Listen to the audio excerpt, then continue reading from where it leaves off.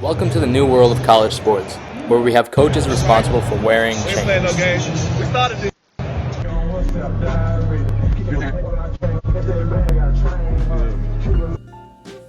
The floodgates have opened, allowing athletes to cash in on their talent and fame like never before.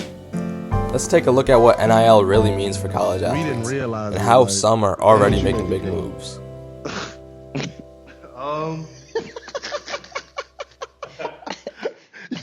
I will say. You can't say the no. You can't say the no numbers. I can say. I can say 2 million plus.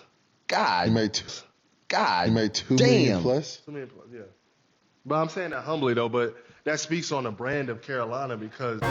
Now, it's no secret that college sports are a massive industry, and with athletes now cashing in, it's clear that they're not making any chump change themselves. But where does this NIL money come from? We'll dive into that here. Giving millions to UM players. This deal's for players sometimes worth well into six figures. What have you found works with NIL? You have really good boosters. That's how you do well at it. Anybody can read a lot into whatever you do. As long as you do it the right way, there's nothing wrong with it. Now that you've seen the examples of the purchases and sponsorships that NIL is affording athletes, let's talk about the main source of NIL collectives, which are comprised of wealthy boosters, usually alumni, and fans who are willing to donate to the program. In this setup, athletes can be set up with lucrative sponsorship deals brokered by the boosters, and even paid directly without breaking NCAA rules that do not allow any university to directly pay athletes. Doesn't this seem like it could be troublesome, mixing millions with kids who have likely not been taught financial literacy? Well, it has been. At the highest level of NCAA football, Ohio State's coach, Ryan Day, has been quoted saying that they would need close to $13 million in NIL funds to maintain their roster of elite players, who would likely transfer should a better payday be offered elsewhere. Nick Saban, Alabama football's legendary coach who has recently retired, has been very outspoken on the topic of NIL, citing the NIL system as it is as a strictly pay-to-win system that takes away from the love of the game.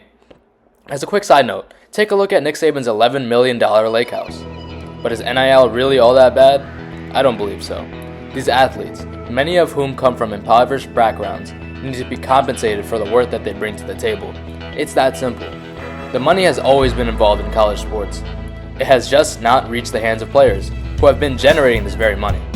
Not every deal is all about the flashy jewelry and nice cars. Just take a look at this partnership that was offered to Tennessee football players in a deal brokered by Spire Sports, the collective that pays Tennessee athletes for their NIL. A collective having the influence to get you a deal with the NASDAQ that puts your face on a billboard in Times Square says a lot to me about the power and wealth that runs these big NCAA programs.